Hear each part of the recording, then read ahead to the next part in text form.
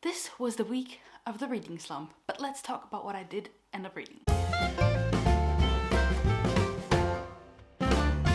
Hello lovely book dragons, and welcome back to another weekly update.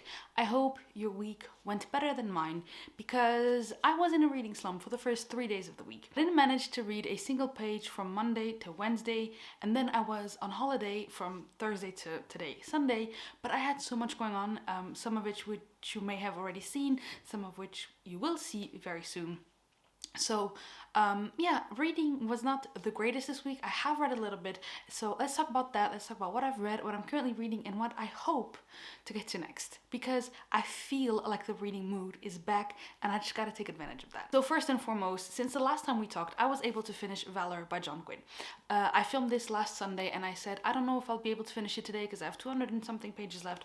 Well, I was able to finish it at the tail end of January here, and this book, like, I mean, you can tell from all the posts that I've put in it that I love this book. This might be what put me in a slump, because I was so devastated at the end of this book. I was so sad, and the thing is, I know the worst is yet to come. So like, seeing how this put me, I was not in the mood to pick up Ruin, but I also wasn't in the mood to pick up anything else, because I wanted to continue in this world, but I didn't want to have my heart destroyed, so I just didn't read. But needless to say, I give Valor 5 out of 5 stars. I love this book so much. In the first book, Malice, which I actually have a review of here on the channel, which you can check out. In the first book, we get to know these characters, but when this book starts, you're already so acquainted with them. You already love them so much that everything that happens has so much more impact. Everything that happens like touches you in the deepest parts of your heart. I absolutely love this book. 5 out of 5 stars. John Gwynne, new favorite author, author by author. I'm definitely going to be continuing on with Ruin here soon on the channel. Last time we talked, I was also still reading Fires of Vengeance by Evan Winter, which I haven't touched.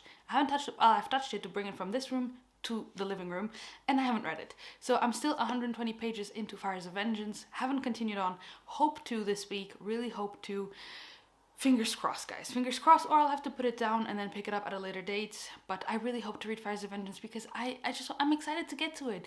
And now that I've like kind of had this slump going on, I don't know. But I hope to pick up Fires of Vengeance. I mentioned that I wanted to start Hall of Smoke on audiobook, which I have. I have listened to a little bit of it. I think probably 2-ish hours or so. I'm not even 100% sure.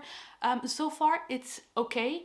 I am not 100% attached to it yet. I don't see myself wanting to go read it at every second of every day. So far it's okay. This is a Viking inspired story about our main character who has access to the gods, and actually something happens and she cannot have access to her god anymore, and so she cannot protect her people, and something happens and we go from there. I haven't read enough to know, but as always, I will leave every book that I talk about in the description down below, because I don't tend to read into synopses myself, because I like to go in blind. So if you are interested in a Viking story that kind of has the God Among Us accessing gods to have power trope, I think this may be for you. I'm listening to the audiobook. So far the narrator is really good, so I'm just gonna wait and see what I feel when I actually continue reading a little bit more of it. And the book that has actually gotten me out of my slump is The Invisible Life of Adilaru by V.E. Schwab. This is just the dust jacket because the hardcover is upstairs. I picked this up and I kind of flew through it. I am now 310 pages in, so I have roughly 200 pages left of this edition. I would love to finish it today, but I doubt it, because today's quite the busy day. I have a lot on my schedule, but this book has been so great so far. It's really the kind of moody book that I was looking for. It's still fantasy, but it's not so hardcore fantasy, you know? It's just a beautiful, sad story, and somehow that's what got me out of my slump. Pretty much in this story, we follow our main character, adilaru, who was born in 1691 in France, and she hates her life. She hates that it's confined to this tiny village, that she can never go anywhere, that basically she's just meant to marry a guy, bear his children, and then die, and that is just horrible to her. She does not want that kind of life. So one night, she, in the depth of despair, she prays to a god that comes out at night, which she was always told not to do, but she does, and she makes a deal that she wants to live a long life, wants to live basically forever, and the catch is that everyone that she has ever met will forget her. She is incapable of leaving a mark on the world, so she cannot sign a lease, she cannot even write anything, because it just disappears. If she breaks something, it's as if it was never broken, because she cannot leave a mark behind. And everyone, ever sees will forget her. So as soon as the door closes between them, she's forgotten, and the story starts all over with them meeting her, and it's gotten her into quite a bit of trouble. And I won't tell you too much because I think you should go into this as blindly as you can, just knowing that premise. But so far, so amazing. I'm excited to see how this will wrap up, because that will kind of make it or break it at this point. But so far, I'm loving it. It's gotten me out of my slump. It makes me want to read it, and I am just super excited. So that takes care of what I'm actually currently reading, since I haven't really finished anything except Valor. So let's talk about what I plan to read after I finish Adilaru and maybe the other stuff. So like I said, I want to finish Adilaru first, and then finish Hall of Smoke, and ideally finish Fires of Vengeance.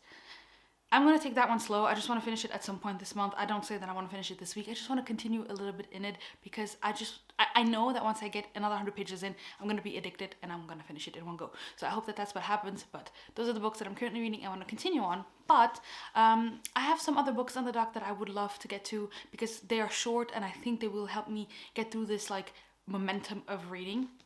The first one being The Midnight Library by Matt Haig. I am super excited about this. Like, this has been hyped like to no end, and I think that a lot of people are going in with super high expectations, myself included. But I have read Matt Haig before, and I kind of know what to expect. So pretty much this is a library between life and death, and you can see what would have happened if you'd made different choices in life. And this sounds just right up my alley. This just sounds like the kind of book I need right now in my life. I think this is going to be a book that's like right moment, right book.